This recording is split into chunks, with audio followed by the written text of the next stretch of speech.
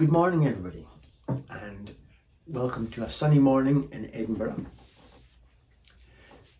I often am asked, these noodles that I do, are they just created on the spot, in the moment, inspiration, improvisation, should I say, or are they written and crafted or whatever.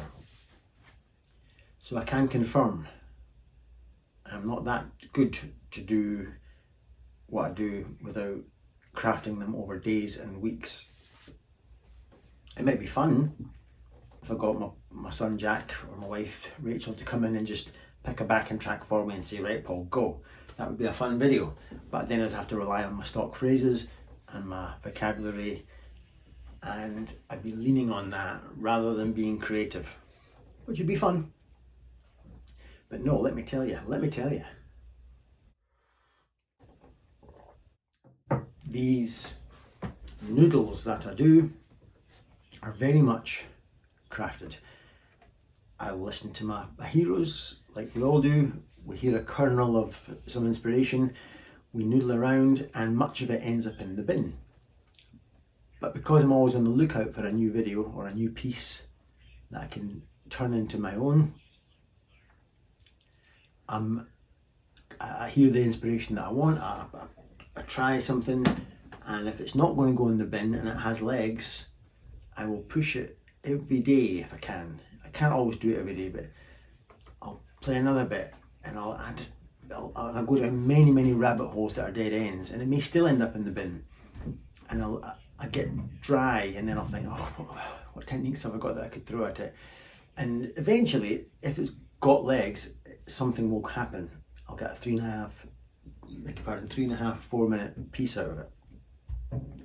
Then of course, so that takes days, maybe even a week or two. Then I'm not so naive to think I can just record it, because I'm not good at it yet. So then I'll spend some days repetitively if I can, I'll play it over and over. And this is where my wife will get, bored hearing the same thing played over and over, or little bits changed to try and improve them and so on, till eventually I've got it. And then I'm still not naive enough to think I can just now record it. I used to be naive enough, and then you spend a whole day frustrated in your room because you can't play it right for YouTube, for the camera. So now I know that before I go to work in the morning, I'm a driving instructor, so I get up in the morning and go to work, but before I do that, I'll play, if I can, 4 or 5 times over the piece, just to get the fingers moving in the right place and the brain planning ahead for it. And that's where the real work is done. That's where I can get good at it, so that when the weekend comes, when I have the time to be creative, I'm not spending 7 hours pulling my hair out. So that's kind of how I do it. I have this thing in the morning, for some reason in the morning, if you play things over and over and then go to your work, it goes in your brain better. So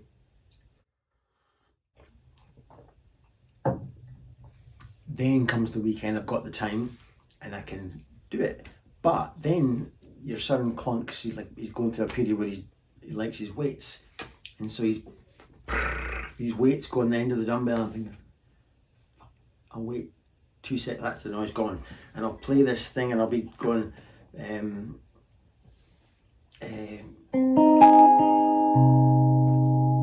then I hear a clunking sound. Fuck yeah. So there's all of that. And then there's the red light fever itself. When you press record on the camera, you get anxious and you have to do... So even with the best preparation in the world, I'm still taking quite a lot of takes. This particular piece I found this really complex. It's almost like it's in 2 different keys almost.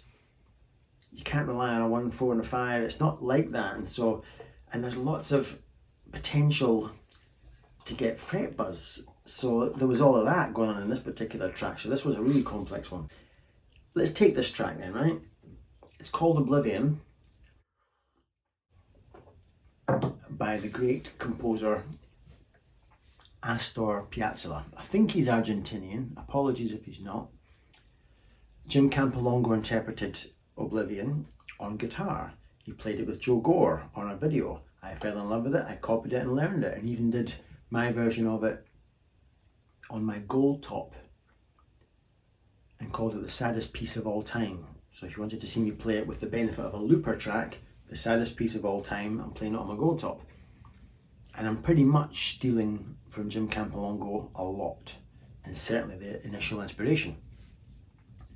Then Joe Campolongo did a video the other day showing the chords behind Oblivion.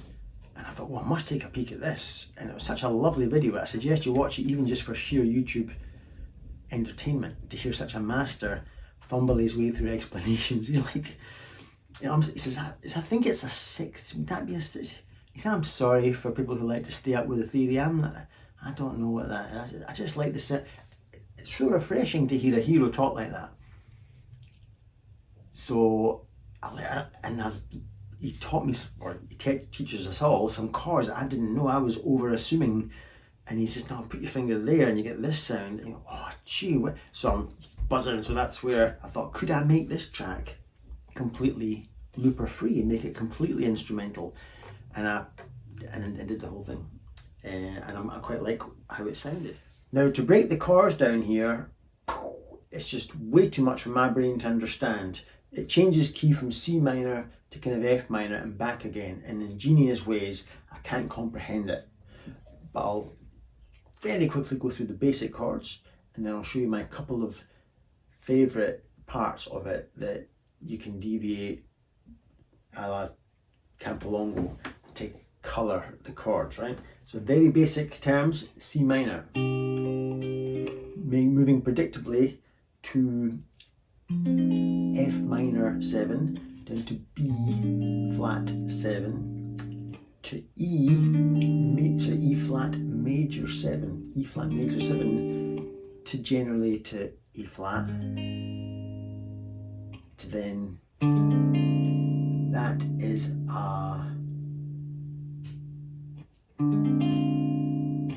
an F minor 6,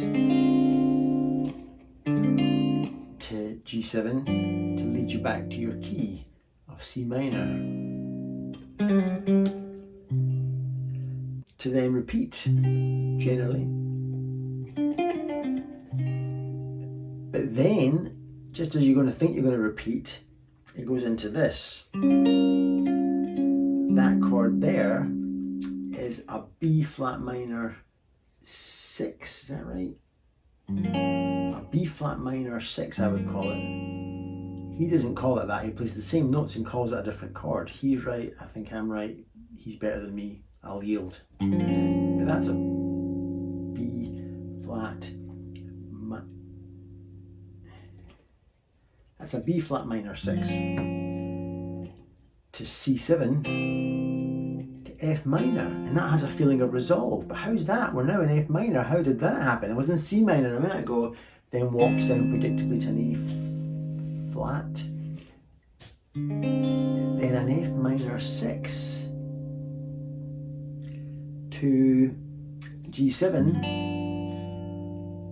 and that sounds like a resolve to C minor. Have I just gone back to C minor, to E flat, to then D7, with that, you can put an A on the bass there, to G7, and resolve back to C minor. Brains, blood, everywhere. Not a clue. However, here's the one bit I want to show you. When I'm doing my wee sort of Paul Cook, Tobias Hoffman type of thing, and I go,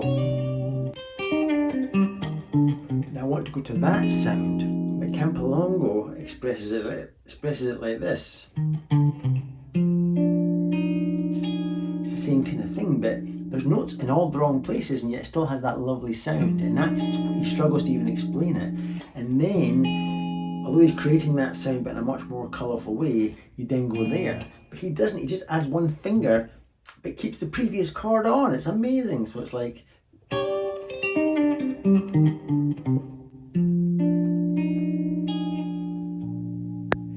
that, so that kind of leaves the kind of F minor 7 sound on,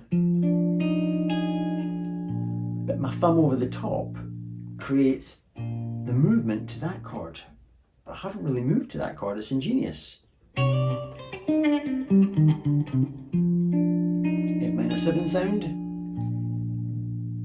B flat 7 sound, and then again E flat major 7. But the thumb creates the next movement to the next chord. But I haven't gone to the next chord, it just creates the sound because I'm playing the root note from what would be the A flat.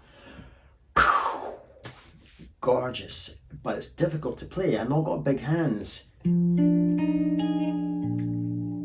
So it's the amount of times I had to do retakes on this video because it wasn't sounding cleanly. In fact, even the final take isn't sounding that cleanly, if I'm honest. I mean, I'm at my absolute limit of physical ability here. I mean, that's pish. That's better. My tortured soul, am I? And it's taxing on the hand. Wonderful stuff. I won't go into much more detail because I'll be there for days. It's just a wee glimpse into how excited I get when I hear wonderful people like Jim Campolongo, and how I get that starts the kernel of an idea to think, how could I make that my own without completely ripping him off? But let's face it, I'm ripping him off a lot. Hope you liked the vid. This guitar, if you haven't known already, it's an Oswald, so that's the Dutch luthier Nick Oswald. Made it for me at my custom special request. It is a guitar I really bonded with. I love my Oswald Strat, but I'm not a Strat guy, so I was always going to bond more with this. I just love it. And it allows me to play it being Tobias Hoffman. I'll bid you all farewell. I'm going to go and enjoy the sunshine and go for a walk. Have a good day wherever you are. Bye for now.